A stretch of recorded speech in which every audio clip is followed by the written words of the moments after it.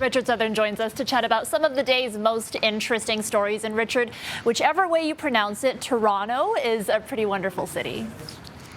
Oh, you know it, Erica. It certainly is. It's our favorite city.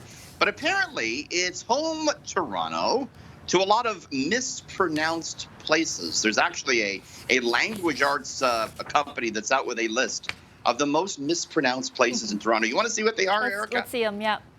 Okay, number one is the city name itself, which we all know how it's pronounced. Pronounce it like a true Torontonian. Toronto. Toronto is how it would be said, right?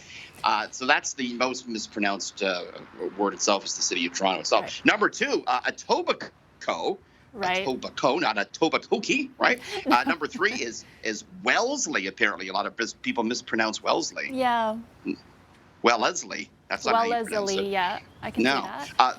The Esplanade, commonly mispronounced. The Esplanade is how some people say it. And finally, Strawn, not Strachan. It is Strawn, Erica. I think there's parts of Canada where Strawn is pronounced Strachan, like out west, because I've heard that before, so maybe it's just kind of a regional thing, right? So if I mess up and say Strachan on the air, I'm covered. It's actually I'm still kind of correct. In some parts of Canada, it is Strachan. Okay, a passenger is being hailed as a hero tonight after he was forced to land a small plane. Crazy story out of South Florida. It happened yesterday afternoon. Two guys were on a plane. One of them was the pilot. The other guy, he'd never flown before. Pilot falls unconscious, Erica. And the passenger, I know, can you imagine the passenger? He gets on the radio and he tells air traffic control, my pilot's unconscious, what do I do?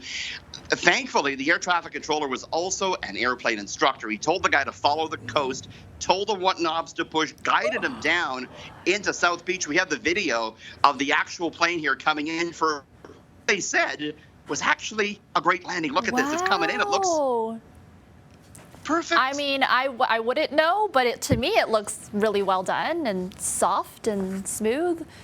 Yeah. Now, I've played my fair share of Microsoft Flight Simulator, but I wouldn't want to put it to the actual real-world test like that, Erica. Yeah, I've done the simulators as well. I've also been in those small planes, and I would be way too nervous. So, yeah, kudos to that man there. That's amazing. I'd be two or three cocktails in, too, and so I wouldn't want to chance Don't want to chance it, yeah. Okay, the rock band Metallica might want to start working on a new song. Perhaps they could they could call it Enter Sand Baby.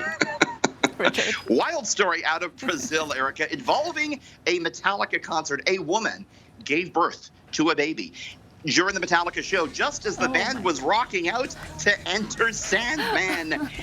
Yeah, the new mom in question, she must have been a real Metallica fan. She bought tickets 3 years ago, and she's 39 months pregnant when the show rolls around. Still decides to go, was sitting in a special area when the contractions began.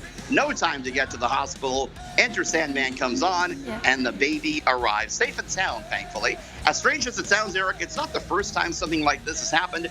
A 2019 show in Liverpool, a Pink show, woman gave birth there too, so wild. Well, that baby was born to rock, I guess. Born to rock and roll, Erica. I love it. Okay, thanks, Richard. We'll see you tomorrow. See you tomorrow.